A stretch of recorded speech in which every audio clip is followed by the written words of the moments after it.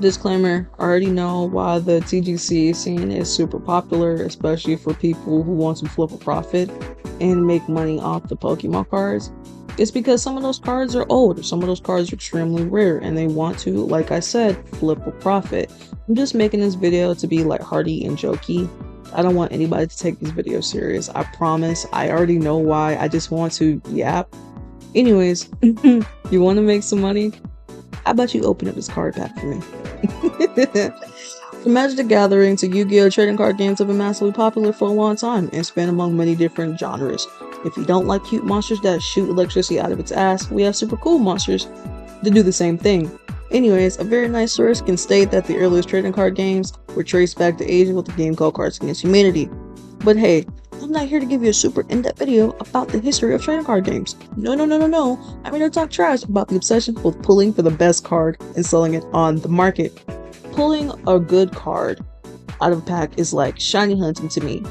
You're doing it over and over again until you get exactly what you're looking for.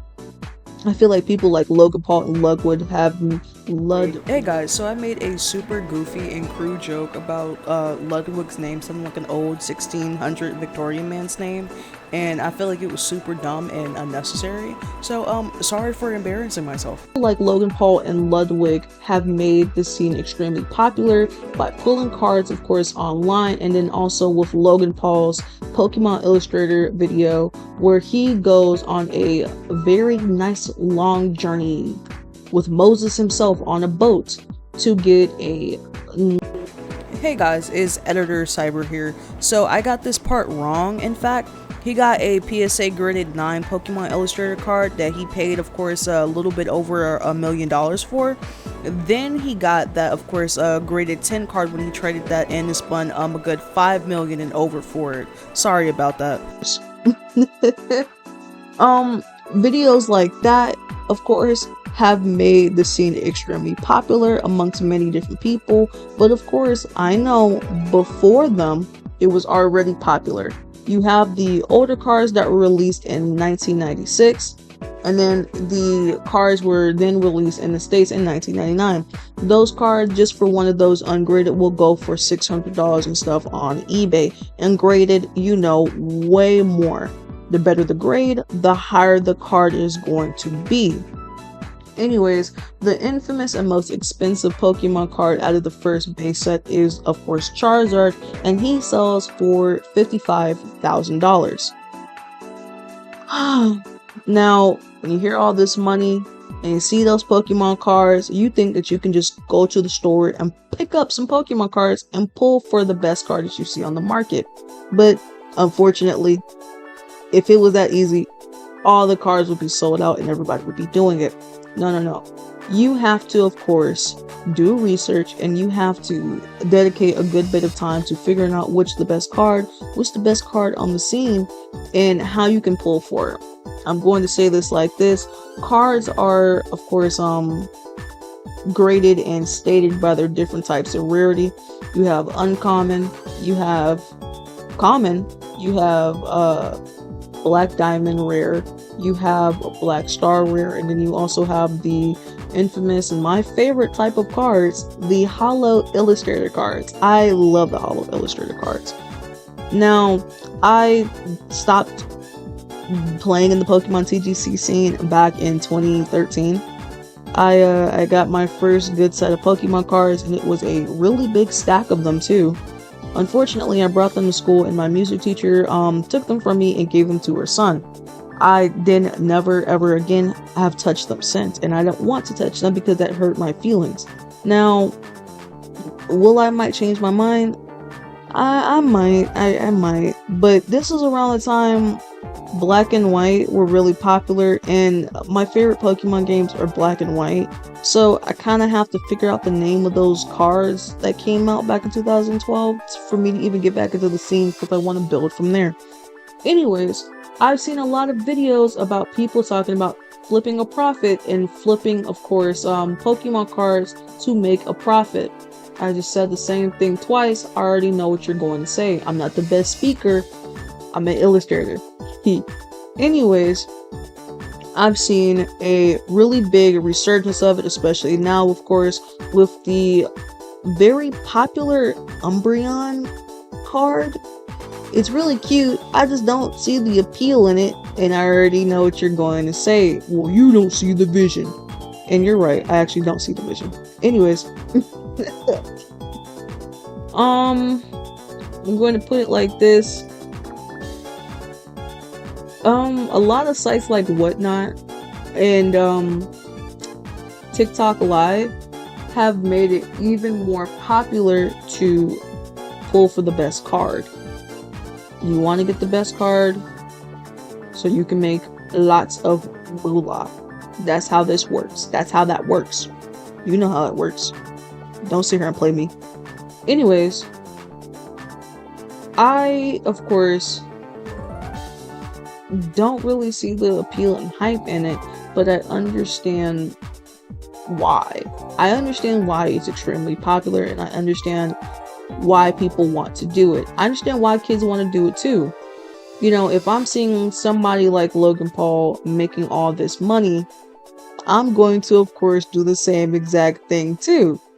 I'm going to, of course, pull for the best Pokemon. Now, I'll say this part. I don't understand why the new cards are going for just as much money as the older cards from the previous generation. The new cards are still being, of course, reprinted and remade and sold over and over again, but those cards are going for $600.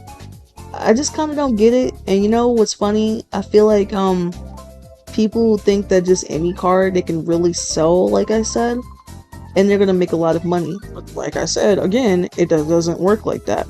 Anyways, I want to say this quick little bit about the goofy idiot who thought that he could sell a whole bunch of cards to a card shop.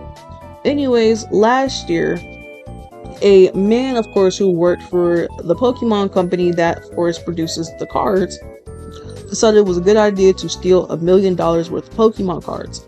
And at the time, these Pokemon cards were extremely expensive. Like, they were probably going for like $600 and something like that. And they were all really pristine cards.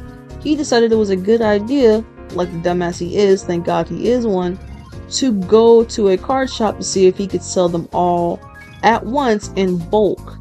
A picture resurfaced and stuff like that. And the card shop immediately knew there was an issue and called Nintendo themselves. Oh wow, like, I mean, I don't know why he really thought that he was going to get away with selling $1 million worth of Pokemon cards to them instead of just going online and selling the cards one at a time. But that's just to show you how people want money. How people want, of course, money out of doing this. There's nothing wrong with doing that. Like I said, that's what it's all in for, and that's what it's all about. But there's kinda, I'll say it like this, there's so much saturation in the market. Who's to say that they're just not going to push past your listing and go for somebody else's listing that's way more cheaper and way more in their, like, you know, in their way and what exactly they want? Does your card have a scratch on it? Does your card have a dent? Is your card even graded? Or are you, of course, just selling a fake so you can make some money? There's a lot of things to consider and think about when you're buying Pokemon cards online, and what exactly are you looking for? Is that person selling a fake? Is that person's card even graded, or is that a fake graded card? Yes, they can fake card gradings. I don't know how they do that. Don't ask me. The Pokemon TGC scene is extremely popular though, and so like any other popular thing, a lot of people are going to flock to it. To me personally, I feel like the trading card game has gotten to the point where it's becoming mainstream. I kind of like that it's becoming mainstream because I like to watch people play the card game so I can learn how to play it better. But this is just a quick off tangent rant about, you know, the Pokemon TGC scene and how it's the new get rich quick scheme. I mean, I ain't got a problem with it. It doesn't kind of bother me at all. In fact, it's kind of cool. But yeah, I just want to go off on tangents because it's really fun to talk about this and just how goofy people can be when they're trying to make money off a children's card game. Anyways, tootles!